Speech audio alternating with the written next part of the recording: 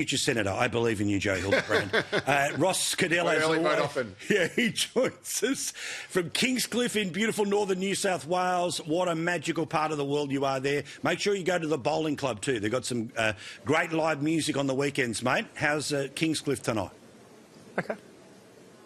Oh, mate, it was nice. We were outside. We were all ready to do this cross from the border, getting ready for State of Origin. But the weather's come in a bit, so we had to come indoors. But we were at the sports club last night. It was a good night. Yep. Yeah, good stuff. Good club too. Good club too. All right, now, let's get to Morgan Stanley has turned around and suggested that there is about to be a major drop in house prices. Again, fantastic if you are one of the people trying to get in, but 2/3 of the market is already in. Yep. This is the issue where, Joe, again, the half-full version is, well, OK, if an $800,000 house becomes a $750,000 house, then great, the amount of the deposit is a little bit less. But the reality is that the reason we buy homes is because we expect them to increase in value, so when we play financial kaplunk, we can pay for our aged care. Yeah, that's right. And this is the exact argument that came around at the last time there was a big debate about negative gearing, and Malcolm Turnbull famously advised young people to go to the bank of mum and dad. And there was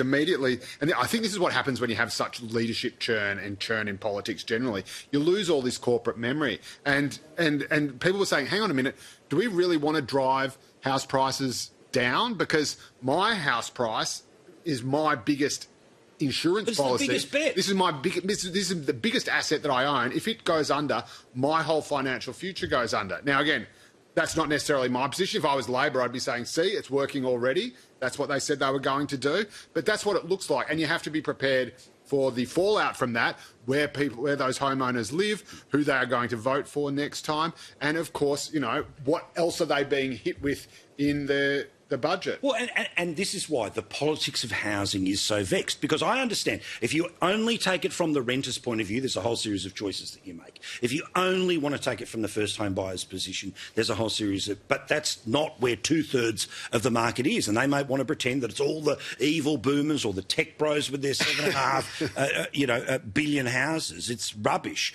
Ross, again, if people start to notice that the value of their home starts going down. Now, OK, if you're not planning to sell in the next 5 or 10, fair enough, but there will be somebody who is planning to do so in the next 2 because that's their plan, because that's how old they are. Well, not just that. Just say I've saved for the last 10 years. I'm in my high 20s. Just pretend I'm that. I've put my 10% down. I've bought a house in the last 6 months, and now I lose all of it. I lost all of my deposit. My debt is equal to the current value of my house, and cost of living, I can't keep my payments up anymore. You've lost everything because of this change if it does come true. You know, I feel sorry for Albo. He's probably got $10 million worth of houses, so it's cost him $1 million if it happens, poor bastard. But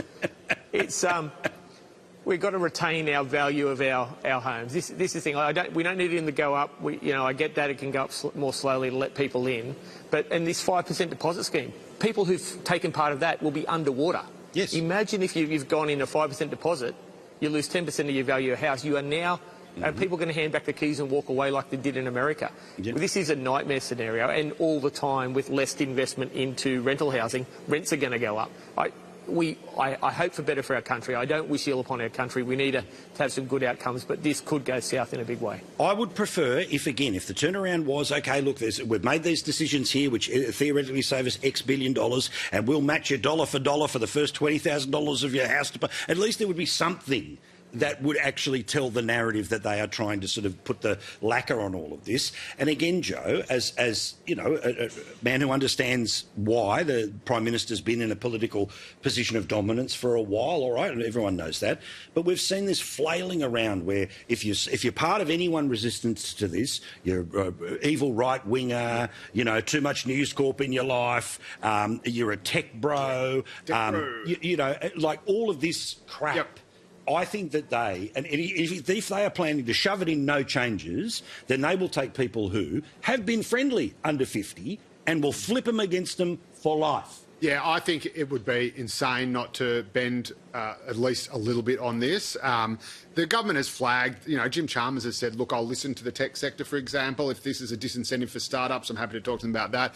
I don't know why you wouldn't listen to other sectors that are going to be equally hit, small business, for example. again, we talk about the house prices falling, according to Morgan Stanley. That is in stark contrast to the Treasury's own prediction. So that would suggest that if they can't both be right, but if there is actually going to be house prices going backwards, which would be a one-off because of this shock, and then the asset would accumulate. Still the best thing you can do. Sure. But it would suggest that Treasury has under-predicted what an impact these changes would have, and the government has therefore done it. So I think they should compromise, and hopefully, Albo has shown that he's prepared to, float things and then come to the table. He did it on the Royal Commission. He did it on the superannuation. He did it on, the last push for negative gearing and capital gains tax. So I'm hoping that he will come over the top. You may hope against hope, but we'll see what happens here. All right, Ross, let's get to here the One Nation, and One Nation have come forward with their policy when it comes to gas. Here is Pauline Hanson with that announcement today. One Nation's policy will drive more exploration, more development and more production without pushing out smaller Australian producers.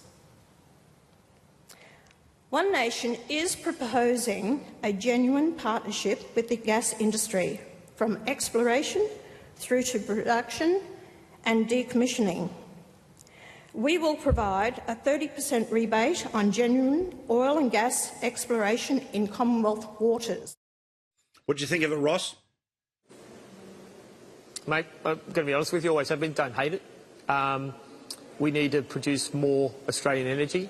We need to do that. We're having similar discussions with the energies and stuff like that. We have to separate the perspective going forward, new versus what we've got. It's very much a Norwegian model, and it's not a bad idea. Australians think we need to get more out of the energy we produce in our gas and in our regions. On land, the states largely get that, but offshore, sure. If we can find a way to share the risk and share the reward, aka the Norwegian model, we should do it. It's a process. We'll go through it. We think we can fine-tune it, but she's not on the wrong track. And more to the point, she and most of the Conservative side of politics are completely right as opposed to the Labor model. And I'm not going to get here and bag bad ideas just because we don't come up with them. Good. I like that, being the bigger man in all of this. I'd like to see more people do that in politics. Joe, what do you think about what's happened here? And obviously we know that there is this movement, particularly online, and ironically the same people who are kind of being bagged on one level by the government are the people who were very much behind the, hey, these people should pay more when it comes to tax. What do you think about where she's landed? Well, I think firstly the political thing is, as you outlined it, very, very interesting, where you again have this horseshoe effect where the sort of hard right and the hard left. I mean, this sounds like the sort of policy that Get Up would come up with, or the Australia Institute, and it's being, a champion. Well, then it's not effective if Get Up. Champion. No, exactly. Yeah. This is the thing. Like, as the coalition's official policy is, if you want more of something, don't tax it. Yeah. And yet this is exactly what's being proposed. It's kind of like, I think people have just suddenly seen this sort of pot of gold that at the end of the rainbow they didn't know existed. Then, oh, wow, we should just take a whole bunch of this, not realising, of course, that all the risk is taken by these exploration companies. They have to pay all the money to get the gas out of there in very inhospitable locations. For the government to either, A, risk taxpayer money. Now, it's all very well if you find the gas, but if you don't, and someone says, hey, why did you piss this $100 million... I've watched Landman. I know what you're talking about. Up against the wall. Like, is that the best? Is that a responsible use of taxpayer money? Offshore gas speculation.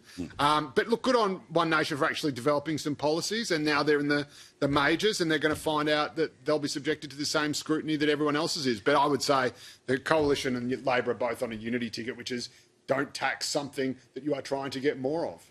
Ross, have you had many people come up and get up in your face about the Coalition position when it comes to non-citizens and welfare? I showed before Claire O'Neill and a litany of lies this week trying to pretend that anyone who is currently in the country and a permanent resident, here's the big scare, Angus Taylor is going to yank all of these things from you. Reality is none of that happens, grandfathered as it is with the negative gearing stuff. But there are plenty of people who are out and about that are trying to say that this is some sort of a dog whistle to an Australia that is either so old school or never really existed. I point out an article in the Herald about it. I've had 2 people come and say they don't like it and how can we do it, it's racist. I've had probably 20 or 30 say they love it. I've had probably 50 say they didn't know that non-citizens could qualify. Correct. No one knew that you come here today and get NDIS. So most people are stunned that you can arrive in the country tomorrow and access these 17 benefits the day after. And I've got to say, I didn't know you could get all of them. I hate to say it, but always fess up. I didn't know you could get all of them. I didn't know you get the NDIS. So most people are shocked. The people who talk to me are generally supportive. I've had 2 people say it's a racist policy, but it's not. You want people that come here and make an investment. If you look at this, you're coming here because you want to be part of Australia, you want to make it go. Why don't you take the risk of making an investment and backing yourself here? And everyone says, oh, these people come here, they work, they pay taxes, they do all of that. Those people aren't the ones that go jump on the social security thing straight away. They're the people that build this nation. They're the people we want. We don't want people coming here just for our services. Well, this is it. I mean, Joe, I thought again, very clever of Angus Taylor to make it nice and clear what the big asterisk was in all of this policy. Yep. Claire O'Neill's trying to pretend that there isn't one here. What's your thought on this? Do you think that this is something that sounds good today and becomes a problem tomorrow? I think it is a good headline grabber. I think there are probably some unforeseen consequences that we can go into very soon. But yeah, I don't really have a problem with it. I think people should become citizens. I think people should be invested in the country that they live in. But that is a political right that is conferred on you, not an economic one. So in terms of economic ones, if you pay your taxes, I think you should be entitled to those. But we could just see a situation where the people who haven't been bothered to be citizens before suddenly all sign up en masse, become Australian citizens en masse, and suddenly are eligible to vote as well as receive welfare, and I'm not sure if they're going to be voting for Angus Taylor after he's called them a bunch of immigrant bludgers. And Labor will love it because they can keep all the Libs away during the citizenship ceremonies. Oh, no, that was completely not what happened before the last election. All right, Ross, let's talk about gel blasters, because people who know paintballing and paintball skirmish, well, there are people who get around and fire the gel blasters. In fact, I think we have some footage of you doing it. OK, let's go. OK, where are you?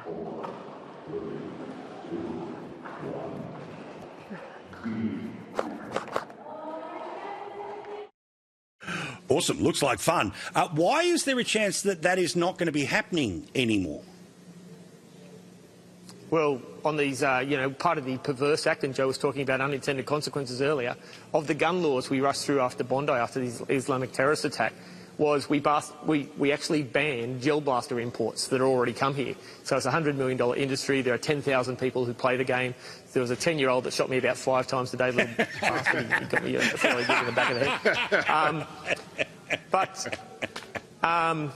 We're seeing families, we're seeing veterans. I spoke to veterans today who use it really good. We're seeing NDIS kids who are doing it, getting people out of playing Fortnite on games, doing something real. And because you can't bring in the components anymore because they're treated all as firearms, the whole thing, there's containers that were shipped prior to this coming in. It's like Labor. You react so you look good, but you don't actually look at the consequences of stuff. It's like the home stuff. And it's just more of the same. It's good to be up here supporting them. I will be putting some ledge up, and I hope